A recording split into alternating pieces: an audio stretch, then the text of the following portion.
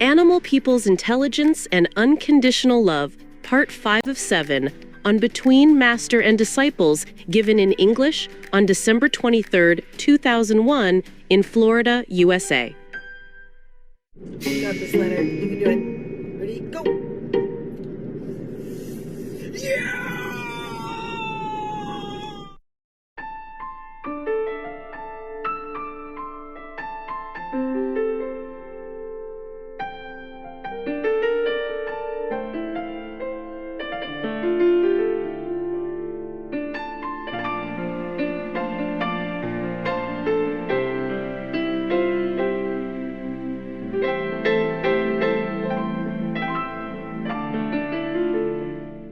They know everything.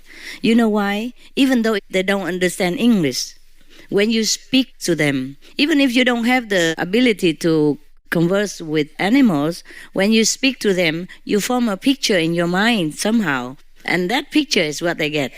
You see what I mean? So they understand you. They do understand perfectly what you say, except when they ignore you, they don't want to understand. And that's a different thing. I forgot what they all do to tell you, but they're really intelligent. They really understand and do it appropriately. Yeah.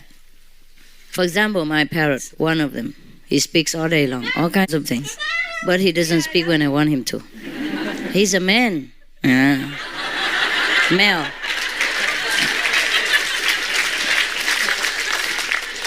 But that's not the point, okay? That's not the point yet. It's not the point. So whenever I come out, they love peanuts, which is forbidden food. They cannot eat too much because it's too fattening and not good for their liver. It's okay for a treat. So whenever I come out and I open a jar of peanuts, he picks his head right away next to my shoulder. I love you, I love you, I love you. I say, yeah.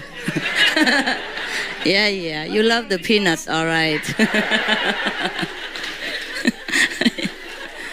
He keeps saying, I love you, until I give him the blessed peanuts. And then he stops. And I say, I love you. Say it again. Yum, yum, yum, yum, yum, yum, yum, yum. Yum, yum, yum, yum. Don't tell me he doesn't understand what I love you means. Yes. And whenever I'm too far away and he wants to entice me to him, I love you. I love you. I'm a good bird. Good bird. And then sometimes I'm busy. I pass by. I don't come in. Where are you going?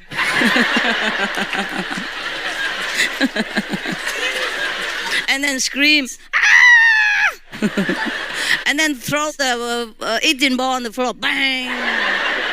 Yeah, even though he just ate half of it. Yeah, to show off, that's it. He really knows what to do. Sometimes because in the beginning I would pick it up and put it up again, and tell him, naughty boy. So now he knows. Every time he throws it on the floor, I would come and pick it up and talk to him. That's a trick. So I don't do it again. I don't do that. It's a reward, That's what he wants, attention. But dogs are also the same. And if you even scold them, they like it. I have a dog, an Australian Shepherd. Even if I scold him, he's so happy. He sticks his tongue out and has all four out. I shut my tum-tum. You can scold me, but scratch me, So happy. I say, I'm scolding you, man. I'm scolding you. The more I scold, the louder, the more happy.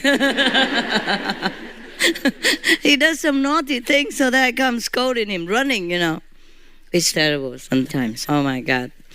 I say, I wish you guys would do good things instead of negative things for attention. So whenever they do negative things, just ignore them. It's better not, yeah?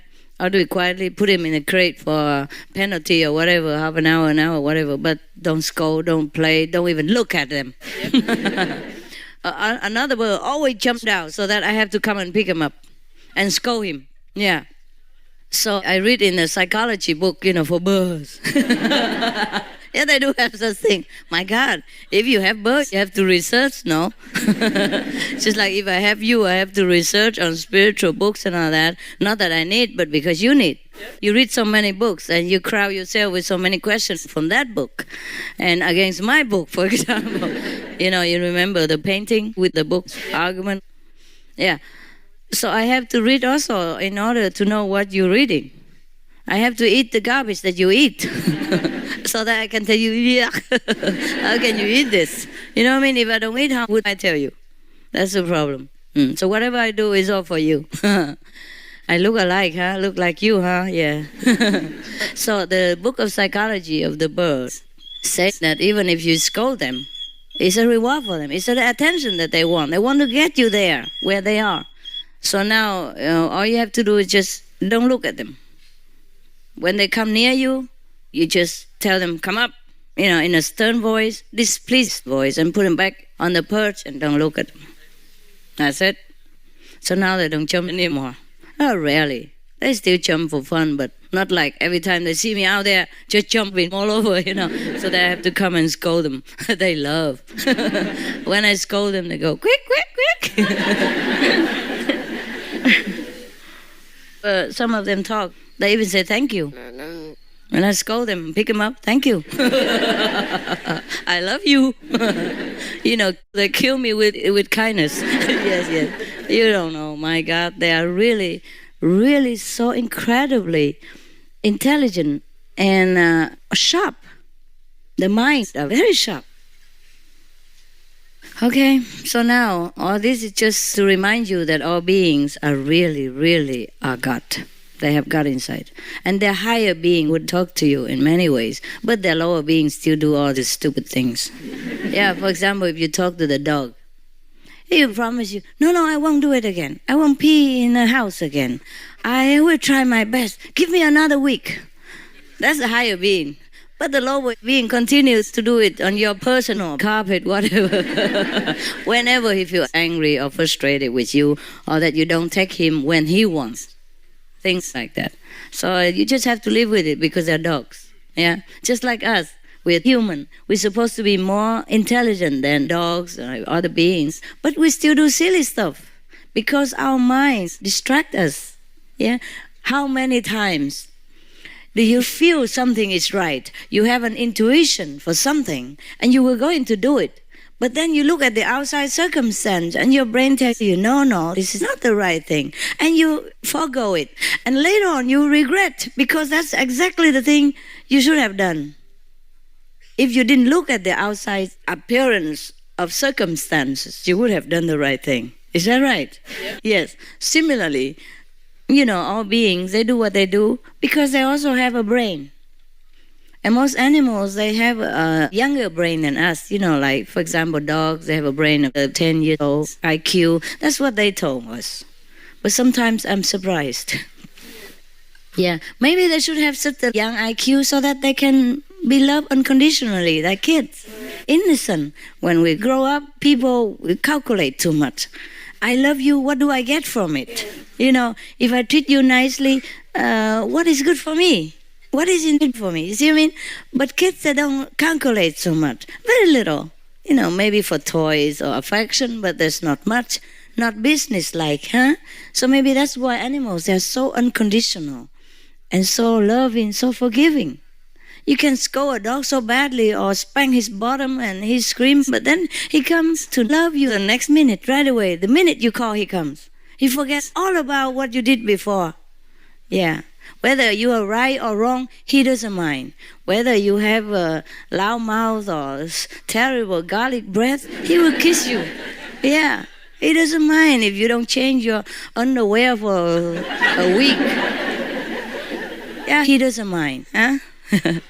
That's why people love animals, because they're so unconditional. They don't judge you ever. Whatever you are the person they love, the only one. Yes. And nothing can change that. They would die for you. Just because you say they're a good boy. Just one word, good boy, good girl. Many dogs, they use for rescue missions. They go into dangerous places where humans don't dare go. Just because you tell them they are a good boy and you give them a hug, that's all they need, and they would die for you. They laid out their precious life for you just because you tell them you love them, just because of one word, good boy or good girl.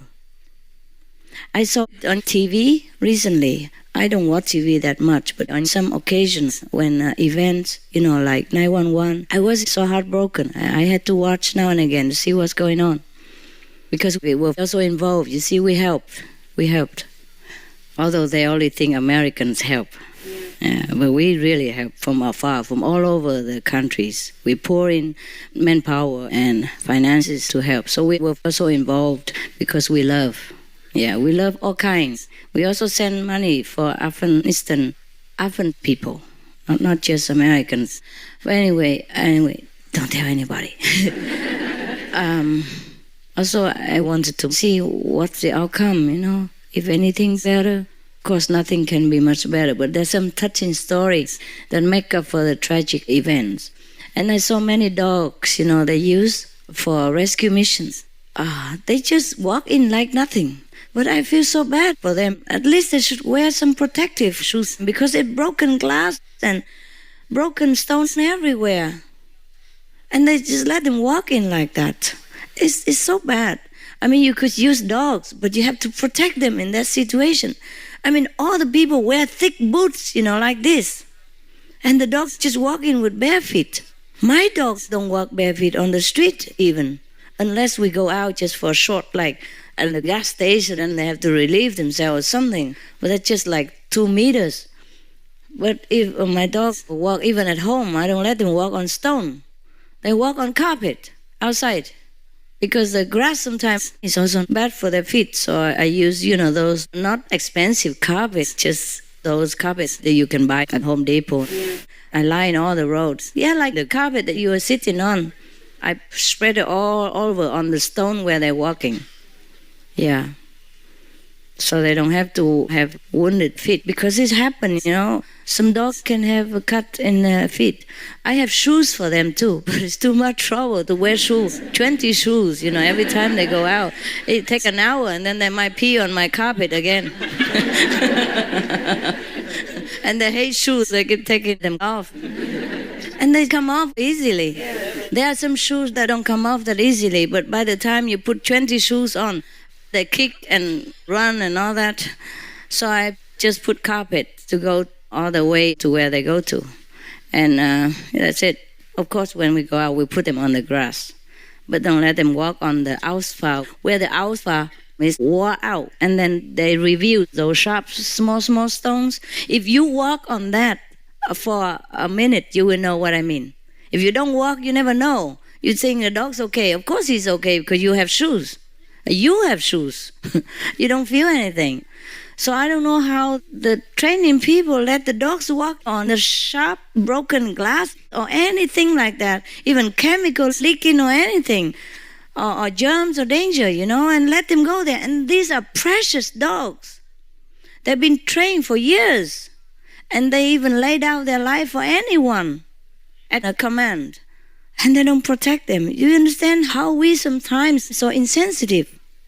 Even if he's a dog, but he hurts, And he's a good dog even.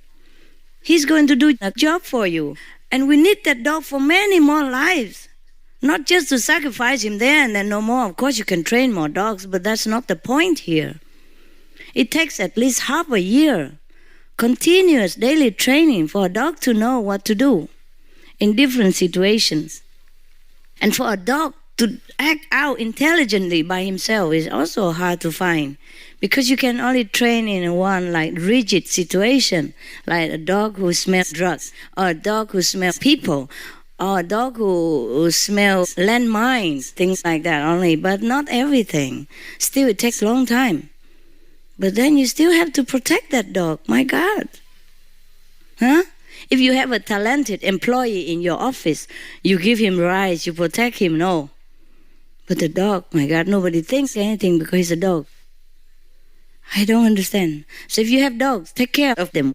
At least our dogs, you take care of them for me. Okay?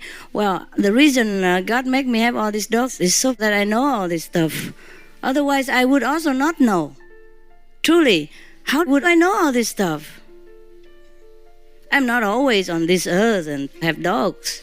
I came from somewhere else where we don't have dogs.